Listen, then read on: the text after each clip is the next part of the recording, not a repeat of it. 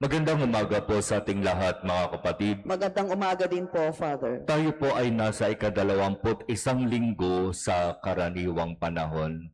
At mula sa ating ebanghelyo, narinig natin ang isang napakagandang kwento. Papaano ba natin dapat kilalanin ang isang tao? Kikilalanin ba natin siya ayon sa ating nakikita? Kung ano ang nakikita ng ating mga mata, doon natin siya kikilalanin?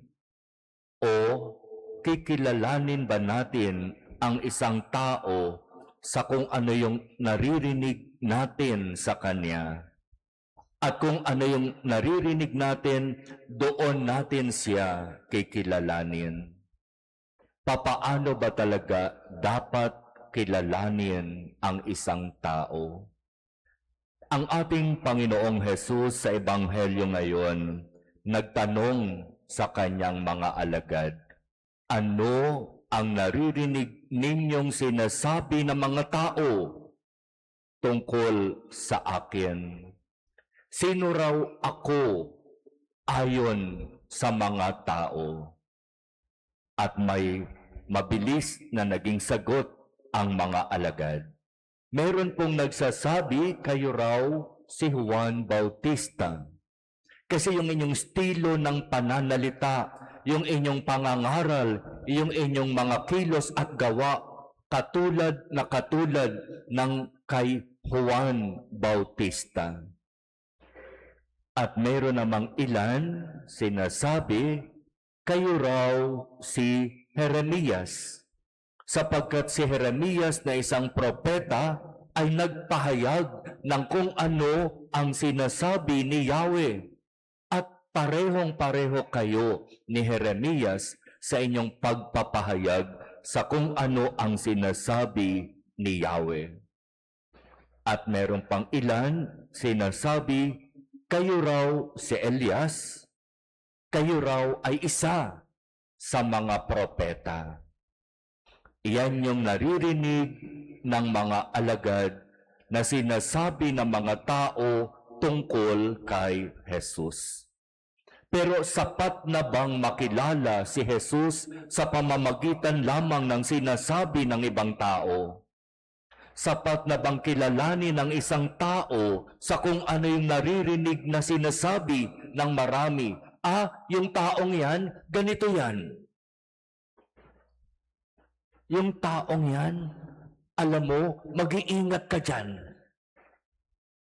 Sapat na ba na kilalanin natin ang isang tao ayon sa sinasabi ng iba tungkol sa kanya? O ayon sa kung ano ang nakikita mo physically sa kanya? Sapat na ba yun? Ang pangalawang tanong ng ating Panginoon sa kanyang mga alagad, ikaw, para sa'yo, magkasama tayo. Sino ako? Naririnig mo yung mga ipinapangaral ko. Nararanasan mo kung ano ang buhay kasama ako. Nasasaksihan mo ang lahat ng magagandang ginagawa ko. Ikaw na kasama ko, ikaw na pinili at tinawag ko para maging alagad para sa iyo. Sino ako? At hindi ito naging madaling sagutin para sa mga alagad. Pero ipinagkaloob ng Ama na si Pedro ay makapagbigay ng sagot ayon sa kung sino si Jesus para sa Ama. Kayo po ang Kristo, ang anak ng Diyos na buhay. Anong sabi ni Jesus kay Pedro? Mapalad ka, Pedro, sapagkat yung isinagot mo sa akin ay hindi ayon sa kung ano ang naririnig mo na sinasabi ng mga tao. Ang isinagot mo sa akin ay hindi ayon sa kung ano yung nakikita mo. Ang isinagot mo sa akin ay ipinagkaloob sa iyo ng Ama. Mapalad ka. at ikaw ay Pedro, ibig sabihin bato. At sa ibabaw ng batong ito, itatayo ko ang aking simbahan. Ipagkakalob sa iyo ang susi sa kaharian sa langit. Anumang patawarin mo dito sa lupa, patatawarin sa langit. Anumang hindi mo patawarin dito sa lupa, hindi rin patatawarin sa langit. Mapalad ka, Pedro, sapagkat ang ibinigay mong sagot sa akin, sa aking tanong, ay ibinigay sa iyo ng Ama.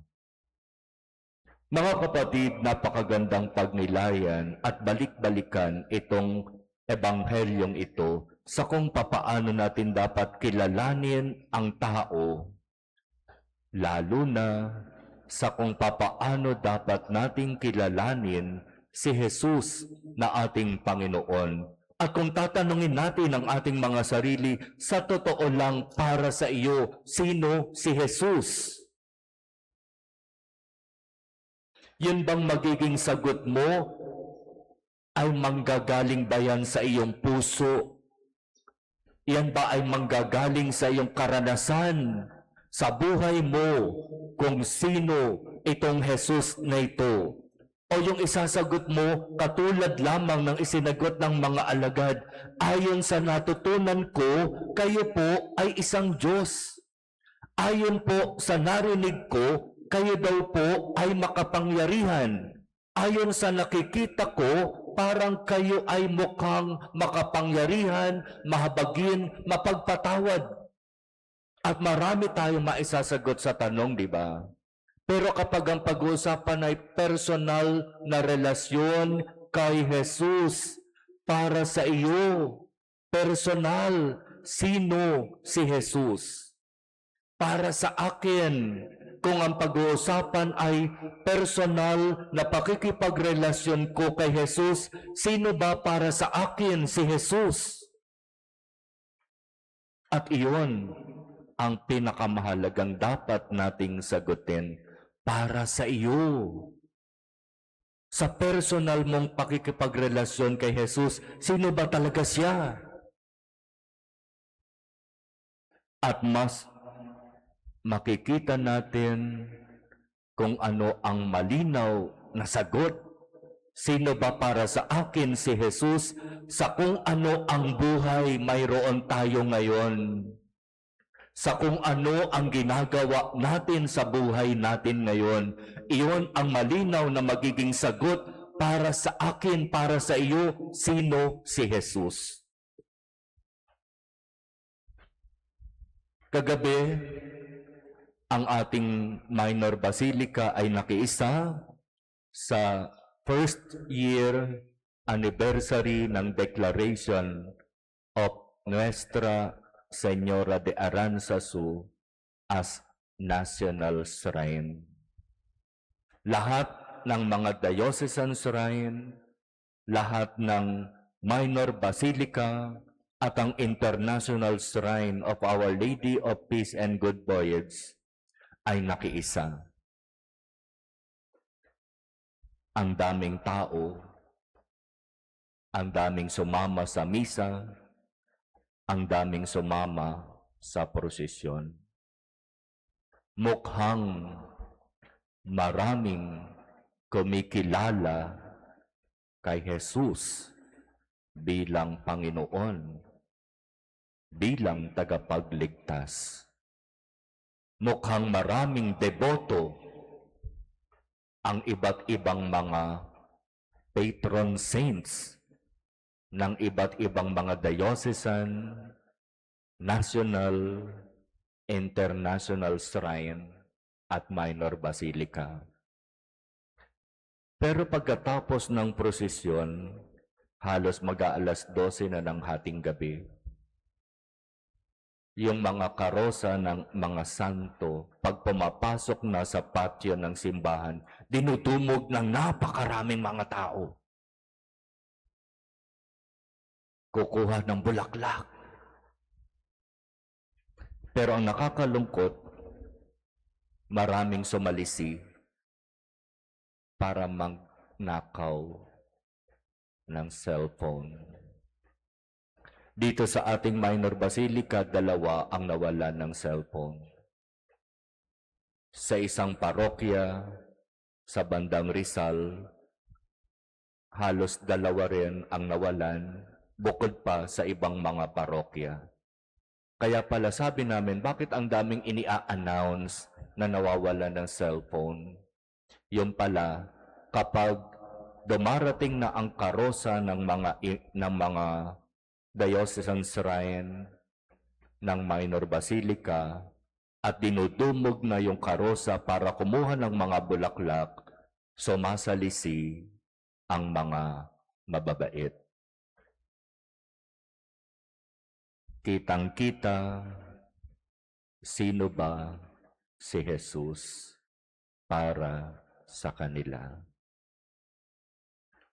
Sa gawa, makikilala ang tunay na kumikilala kay Jesus. Sa gawa, makikilala kung papaano natin tunay na kinikilala si Jesus.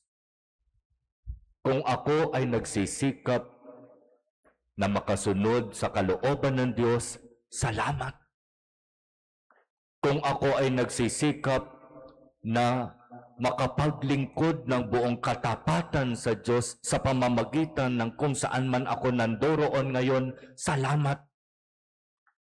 Kung ako ay nagsisikap na magpakabuti at umiwas sa masama, salamat.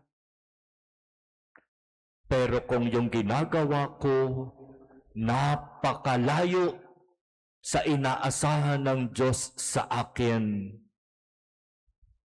yun ba ang sinasabi kong pagkilala kay Jesus? Iba yung sinasabi ng bibig sa ginagawa ng kamay. Ang bibig nagsasabi, Lord, I love you. Habang ang kamay nagnanakaw. Habang ang bibig nagchichismis. Ano ba talaga ang pagkilala natin kay Jesus? Papaano ba natin talaga siya nakikilala at sinisikap kilalanin sa ating buhay? Sino ba talaga para sa iyo si Jesus?